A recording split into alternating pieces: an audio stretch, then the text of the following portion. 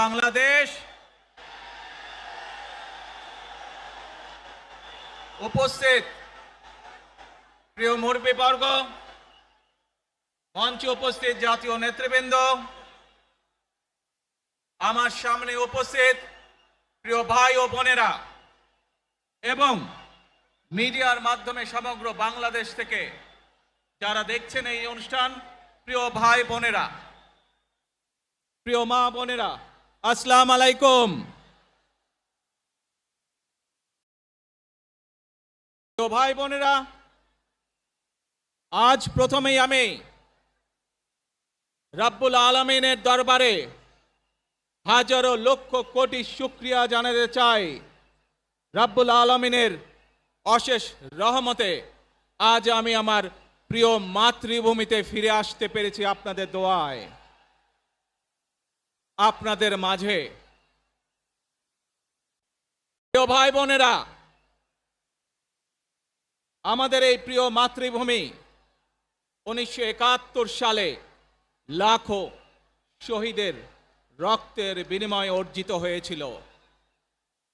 ঠিক একইভাবে 75-এ আবার 7ই নভেম্বর আধিপত্যবাদীদের হাত থেকে রক্ষার জন্য সেদিন সিপাহী জনতার বিপ্লবের মাধ্যমে আধিপত্যবাদের হাত থেকে দেশকে রক্ষা করা হয়েছিল।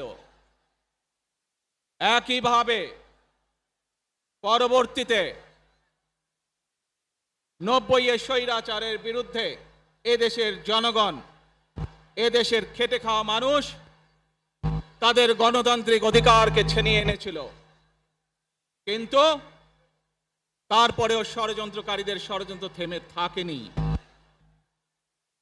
আমরা তারপর দেখেছি 2024 সালে, 71 সালে এই দেশের মানুষ যেমন স্বাধীনতা অর্জন করেছিল, 2024 সালে এদেশের ছাত্র জনতা সহ সর্বস্তরের মানুষ, কৃষক, শ্রমিক, গৃহবধূ, নারী, পুরুষ, মাদ্রাসার ছাত্র সহ দলমত নির্বিশেষে, শ্রেণী পেশা নির্বিশেষে সকল মানুষ সেদিন 2024 সালের 5ই আগস্ট এই দেশের স্বাধীনতা এবং সার্বভৌমত্বকে রক্ষা করেছিল।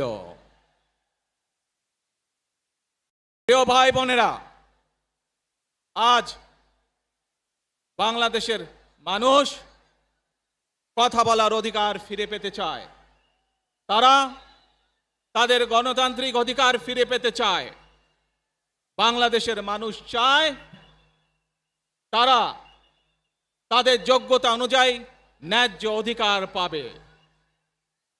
প্রিয় ভাই বোনেরা, আজ আমাদের সময় এসেছে সকলে মিলে দেশ গড়ার।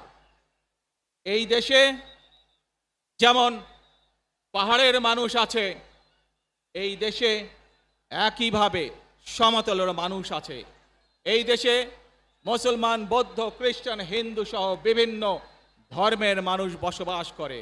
আমরা চাই সকলে মিলে এমন একটি বাংলাদেশ গড়ে তুলব আমরা, যেই বাংলাদেশের স্বপ্ন একজন মা দেখেন, অর্থাৎ একটি নিরাপদ বাংলাদেশ আমরা গড়ে তুলতে চাই। যে বাংলাদেশে একজন নারী, একজন পুরুষ, একজন শিশু যেই হোক না কেন নিরাপদে ঘর থেকে বের হলে নিরাপদে ইনশাআল্লাহ ঘরে আবার ফিরে আসতে পারে। প্রিয় ভাই বোনেরা, এই দেশের জনসংখ্যার অর্ধেক নারী, 4 কোটিরও বেশি তরুণ প্রজন্মের সদস্য, 5 কোটির মতন শিশু, 40 লক্ষের মতন প্রতিবন্ধী মানুষ রয়েছেন, কয়েক কোটি কৃষক, শ্রমিক রয়েছেন। এই মানুষগুলোর একটি প্রত্যাশা আছে এই রাষ্ট্রের কাছে, এই মানুষগুলোর একটি আকাঙ্ক্ষা আছে এই দেশের কাছে। আজ আমরা সকলে যদি ঐক্যবদ্ধ হই, আজ আমরা যদি সকলে প্রতিজ্ঞাবদ্ধ হই, তাহলে আমরা এই লক্ষ কোটি মানুষের সেই প্রত্যাশাগুলো পূরণ করতে পারি ইনশাআল্লাহ। প্রিয় ভাই বোনেরা, ৭১ সালে আমাদের শহীদরা নিজের জীবন উৎসর্গ করেছিলেন এই রকম একটি বাংলাদেশ গঠনের জন্য। বিগত 15 বছর স্বৈরাচারের বিরুদ্ধে শত শত হাজারো গুম খুনের শিকার হয়েছে শুধু রাজনৈতিক দলের সদস্য নয়, নিরীহ মানুষের প্রতিবাদ করতে গিয়ে অত্যাচার নির্যাতনের শিকার হয়েছে, জীবন দিয়েছে। 2024 সাল মাত্র সেদিনের ঘটনা। কিভাবে আমরা দেখেছি আমাদের তরুণ প্রজন্মের সদস্যরা কিভাবে নিজের জীবন উৎসর্গ করেছে দেশের এই স্বাধীনতা এবং সার্বভৌমত্বকে রক্ষা করার জন্য। প্রিয় ভাই বোনেরা, কয়েকদিন আগে এই বাংলাদেশের 24-এর আন্দোলনের এক সাহসী প্রজন্মের এক সাহসী সদস্য ওসমান হাদিকে হত্যা করা হয়েছে। ওসমান হাদি শহীদ হয়েছে। প্রিয় ভাই বোনেরা, ওসমান হাদি চেয়েছিল এই দেশের মানুষের জন্য গণতন্ত্র প্রতিষ্ঠিত হোক, এই দেশের মানুষের গণতান্ত্রিক অধিকার প্রতিষ্ঠিত হোক, এই দেশের মানুষ তাদের গণতান্ত্রিক এবং অর্থনৈতিক অধিকার ফিরে পাক। আজ 24-এর আন্দোলনে যারা শহীদ হয়েছেন, ওসমান হাদি সহ ৭১-এ যারা শহীদ হয়েছেন, বিগত স্বৈরাচারের সময় বিভিন্নভাবে খুন গুমের শিকার হয়েছেন, এই মানুষগুলোর রক্তের ঋণ যদি শোধ করতে হয়, আসুন আমরা আমাদের সেই প্রত্যাশিত বাংলাদেশ গড়ে তুলব, যেখানে আমরা সকলে মিলে কাজ করব, যেখানে আমরা সকলে মিলে আমাদের প্রত্যাশিত বাংলাদেশকে গড়ে তুলব। প্রিয় ভাই বোনেরা, বিভিন্ন তরুণ প্রজন্মের যে সদস্যরা আছেন, আপনারাই আগামী দিন দেশকে নেতৃত্ব দিবেন, দেশকে গড়ে তুলবেন। এই দায়িত্ব তরুণ প্রজন্মের সদস্যদেরকে আজ গ্রহণ করতে হবে, যাতে করে এই দেশকে আমরা সুন্দরভাবে গড়ে তুলতে পারি। শক্ত ভিত্তির উপরে, গণতান্ত্রিক ভিত্তি, শক্তিশালী অর্থনৈতিক ভিত্তির উপরে যাতে এই দেশকে আমরা গড়ে তুলতে পারি। প্রিয় ভাই বোনেরা, আমার সাথে আজকে মঞ্চে এখানে বহু জাতীয় নেতৃবৃন্দ বসে আছেন। আসুন আজকে আমরা দুহাত তুলে আল্লাহর দরবারে দোয়া করে আল্লাহর রহমত আমরা চাই। যে সকল জাতীয় নেতৃবৃন্দ এই মঞ্চে আছেন, মঞ্চের বাইরে যে সকল জাতীয় আরো নেতৃবৃন্দ আছেন, আমরা সকলে মিলে এই দেশকে নেতৃত্ব দিয়ে আমাদের বাংলাদেশের জনগণের প্রত্যাশিত সেই বাংলাদেশকে আমরা গড়ে তুলতে চাই। আমাদেরকে যে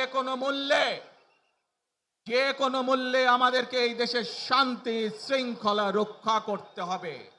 যে কোনো উস্কানির মুখে আমাদেরকে ধীর শান্ত থাকতে হবে। প্রিয় ভাই বোনেরা, আমরা দেশের শান্তি চাই, আমরা দেশের শান্তি চাই, আমরা দেশের শান্তি চাই।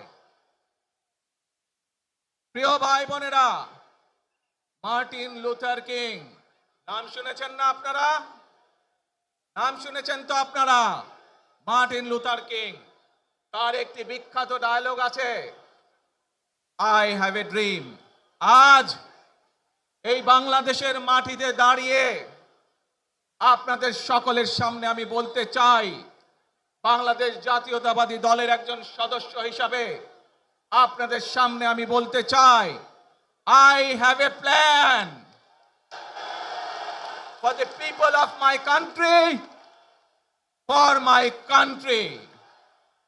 আজ এই পরিকল্পনা দেশের মানুষের স্বার্থে, দেশের উন্নয়নের জন্য, দেশের মানুষের ভাগ্যের পরিবর্তনের জন্য যদি সেই প্ল্যান, সেই কার্যক্রম, সেই পরিকল্পনাকে বাস্তবায়ন করতে হয়, প্রিয় ভাই বোনেরা, এই জনসমুদ্রে যত মানুষ উপস্থিত আছেন, এই সারা বাংলাদেশে গণতন্ত্রের শক্তি যত মানুষ উপস্থিত আছেন, প্রত্যেকটি মানুষের সহযোগিতা আমার লাগবে। প্রত্যেকটি মানুষের সহযোগিতা আমাদের লাগবে। আপনারা যদি আমাদের পাশে থাকেন, আপনারা যদি আমাদেরকে সহযোগিতা করেন, ইনশাআল্লাহ আমরা আই হ্যাভ এ প্ল্যান বাস্তবায়ন করতে সক্ষম হব। আসুন আমরা আল্লাহ রব্বুল আলামিনের দরবারে হাত তুলে প্রার্থনা করি, আমরা জানো হে রব্বুল আলামিন, হে একমাত্র মালিক, হে একমাত্র পরওয়ারদিগার, হে একমাত্র রহমত দানকারী, হে একমাত্র সাহায্যকারী, আজ আপনি যদি আমাদেরকে রহমত দেন, তাহলে আমরা এই দেশের মানুষ কঠোর পরিশ্রম করার মাধ্যমে আমাদের প্রত্যাশিত বাংলাদেশকে গড়ে তুলতে পারবো। আজ যদি আল্লাহর রহমত এই দেশ এবং এই দেশের মানুষের পক্ষে থাকে, আল্লাহর সাহায্য, আল্লাহর দয়া এই দেশের মানুষের উপরে, এই দেশের উপরে থাকে, ইনশাআল্লাহ আমরা আমাদের প্রত্যাশিত বাংলাদেশ গড়ে তুলতে সক্ষম হব।